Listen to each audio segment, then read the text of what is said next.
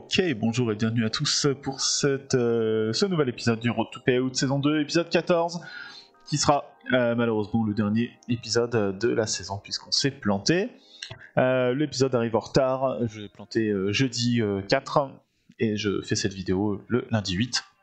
Donc avril, donc du coup on est un petit peu en retard pour cet épisode là, mais c'est parce que je voulais préparer la saison 3 avant, et donc voilà, comme d'hab, ce n'est en aucun cas du conseil d'investissement. De toute façon quand vous allez voir les chiffres j'imagine que ce sera clair et à ne pas reproduire à la maison. Donc c'était le trading du 4 avril, comme je l'avais expliqué longuement avant. Je ne voulais pas renouveler les comptes Apex, je voulais essayer de payer out sur le 4 avril. Et on a eu une journée extrêmement dégradée.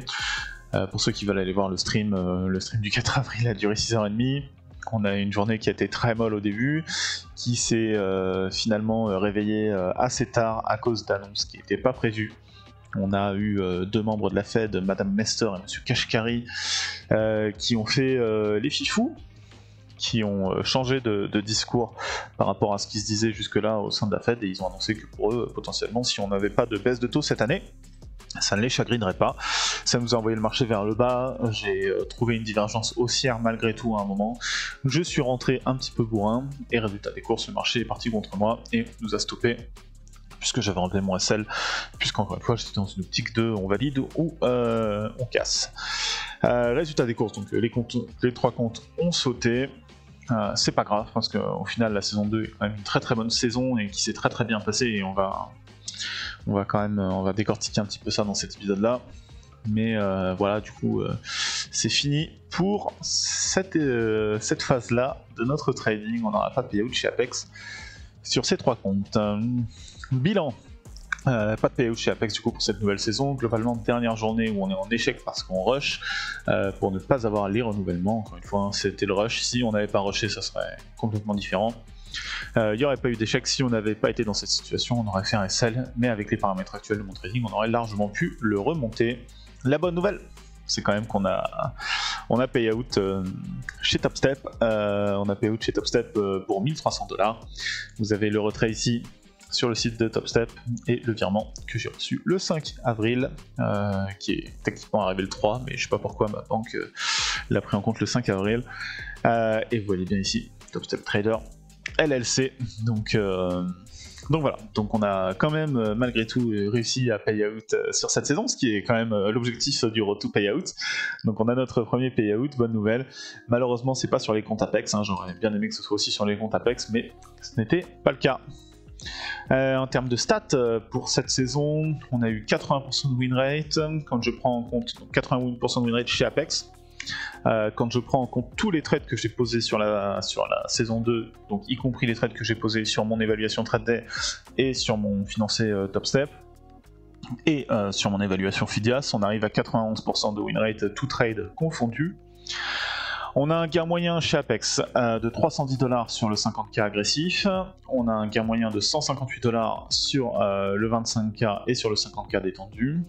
Donc encore une fois, pour rappel, on avait un 25K et un 50K qu'on tradait avec une approche un peu calme, et un 50K sur lequel on doublait la performance des deux premiers. Donc voilà. La stat de lose, elle a pas trop d'intérêt puisque du coup mon stop loss était toujours à la même chose. Donc voilà. Donc la stat de lose pas très intéressante. Et j'ai pas mesuré mon RR correctement.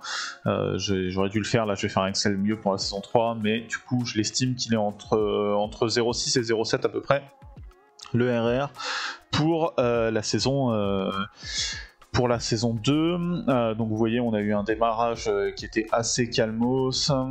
En plus, on a eu des problèmes d'exécution là sur les 3 premiers jours qui font que voilà, c'était pas convaincant du tout. Résultat des courses, on a vraiment commencé à gagner qu'à partir du 4e jour. On a pris un SL le 5e jour, moins 300, moins 600, moins 300. C'est remonté correctement après par la suite. On a eu notamment cette journée-là qui, avec les runners, avait bien tourné 115, 230, 115. Après, ça s'est calmé. Et après, je me suis dit, bon, il faut que j'accélère un coup pour pouvoir aller jusqu'au payout dans les temps. Donc là, on avait fait une très très grosse journée avec un trade matin, un trade soir qui s'était bien passé.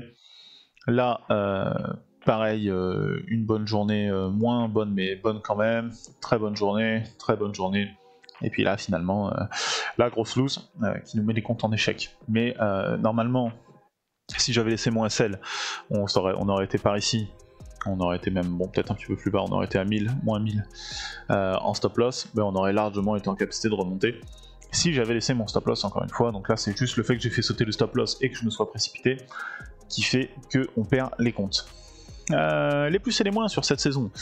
On va commencer par les moins. Le sizing de départ était pas bon sur la saison, donc ça Antoine m'en avait parlé en long, large, en travers en me disant mais tu sizes pas assez gros, ni sur, enfin tes TP sont pas assez loin, tout ça et tout, t'es trop conservateur sur les TP, et il avait raison. Et au final ça s'est bien amélioré dès que j'ai commencé à bouger un peu et mon sizing et mes TP. Quelques soucis d'exécution en début de saison comme je l'ai mis, SLTP qui avait merdoyé, si vous vous souvenez, pour ceux qui étaient là. On avait eu des soucis où mes stops n'étaient pas exécutés correctement, j'avais inversé achat et vente, enfin voilà, des problèmes d'exécution. Et on a eu la première journée de perte là, celle qui est ici, elle s'était faite sur un chasing d'entrée où j'avais pas pris mon entrée de façon assez décisive et du coup j'étais rentré beaucoup trop tard et c'est ce qui fait qu'on prenait le stop loss. Les deux gros points rouges qui sont sur la fin de saison, c'est la mauvaise gestion du renouvellement. J'aurais dû laisser le SL et essayer de monter les comptes au payout et de les renouveler si on y arrivait, c'est-à-dire que mes comptes se renouvelaient le 10 et du coup j'aurais pu potentiellement les trader jusqu'au 9 et me dire ok j'essaye de les remonter quand même, j'essaye de TP quand même, et si j'y arrive du coup ça vaut le coup de payer le renouvellement, ça vaut le coup de payer 255 pour faire 3500 de payout.